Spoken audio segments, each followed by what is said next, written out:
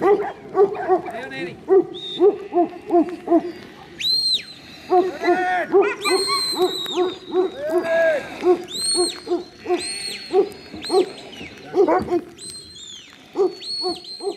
Because the merinos and half-breeds that we run here run right to the tops of these mountains, okay?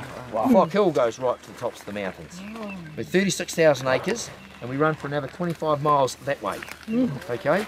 It's a big place, and when we're mustering this sort of country and we leave a few behind, those little border collies, they really come into their own because they can handle small mobs of sheep very, very well. But when we get into our big mobs of sheep, when we slowly gather up on these mountains, we get to the far, when we're mustering the mountain, we start at the far end and we all move in unison, each shepherd with their own dogs, all move in unison, and we could bring the sheep to the far end. By the time we get to the far end, we could have several thousand sheep in the mob, and that's when these boys take over. These are the hunter-ways, okay? Because they've got the big bark and they can shift lots of sheep very, very quickly. But if you need to stop a mob of sheep getting away from you, that's when they come into their own. And if you put a sort of a rugby terminology to it, or a gridiron terminology to it, these guys are your front rowers, these are your forwards, right? They do all the grunt of the work, whereas your border collies, they're like your quarterbacks, right? Do all the fancy stuff.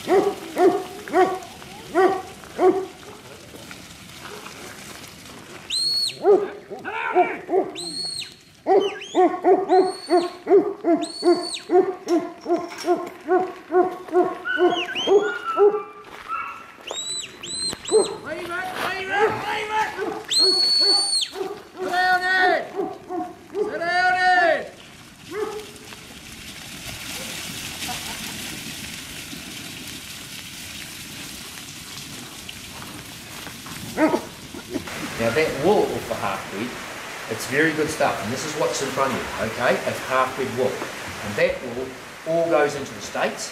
It goes into a company over there called Smart Wools. Yep. Good. She has Smart Wool socks on. Look, I wear it every day, okay? Right against my skin and on my feet. Well, that's because you're using this stuff, right? You can roll around in this stuff, okay? It's so fine. What's the best way when you have a shirt like that or your socks? What's the best way to take care of that? Wash it and wash your machine.